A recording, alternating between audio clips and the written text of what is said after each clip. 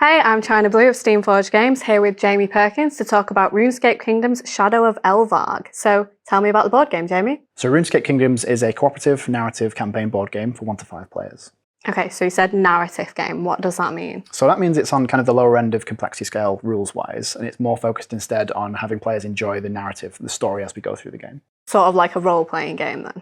Yeah, so you are crafting a character as you go through. Your character starts off as a blank slate. You do have the character sheet in front of you, as you will for playing a role-play game. But instead of doing character creation sort of from the beginning, you start off literally on sort of like level 0 or level 1 for everything. And as you gain skills and experience, you're kind of crafting your character as you go through.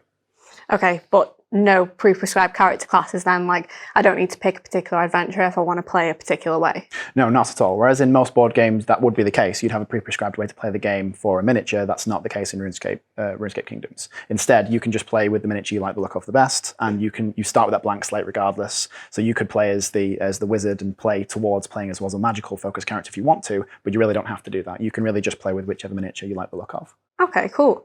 So play it your way. Awesome. So it's not just about you as an individual, though, is it? It's about how you interact with the other adventurers, because it is a cooperative game, isn't it? Absolutely, yeah. So at its heart, it's very much a cooperative game. You're playing as a team as you're going through the game, and you're completing sort of narrative steps together. It doesn't really matter which one of you has completed the narrative step or the objective, because you've effectively all completed it. The group has completed that step. And you're working towards a shared objective. And are there like ways that you can help each other out and to get closer to completing those steps? Absolutely. So as I mentioned, any of you can complete the steps of a campaign as you're going through it, but also there are elements in the game that are fully cooperative. You have to do them together, like playing through a boss fight. You're all doing that together to try and take down the boss together. You can also share equipment and resources as you're going through as well. So let's say that one player has crafted a particular sword, like a steel sword that you would need.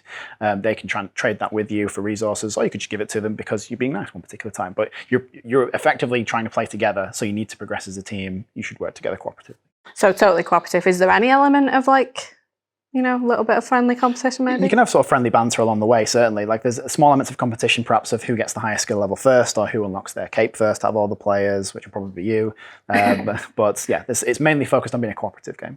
Sure. Okay, awesome. So once you've worked towards that objective and you've completed that together, what happens next? Like, because there's more than one campaign in the core box, right? How do they interact with each other? Yeah, there are. So as I mentioned, there's the boss fights earlier. When you get to the end of a campaign, you'll then face that boss and take it down together, or attempt to. Once you've taken down the boss of a campaign, you can roll straight through into the next one. So where you can actually take your character as it is. You don't reset it at all. You actually take all the skills, experience, the equipment, the resources you've gained, just roll straight through into the next campaign and play through them sequentially as you level your character and progress through all the stories together. It all goes end to end. Okay, so what if someone doesn't have time to sort of sit and play the entire campaign through? Because I imagine that's quite a lot of hours. It can be, yeah. So we think there's something along the lines of 12 hours worth of campaign play within the core box, and obviously that's quite a lot to do in one session. So we've introduced a couple of measures to try and help players along with that. Firstly, players can store away an active game once the end of your session is reached. You can store away the characters kind of as they are, the campaign as it is, get it out for your next session and continue on from that point. In addition to that, people can often sometimes have, real life happens, people can't commit to playing weeks and weeks on end. Something might come up where someone needs to miss a session or two. We've designed the game in such a way that players can join or leave an active campaign without disrupting the play experience.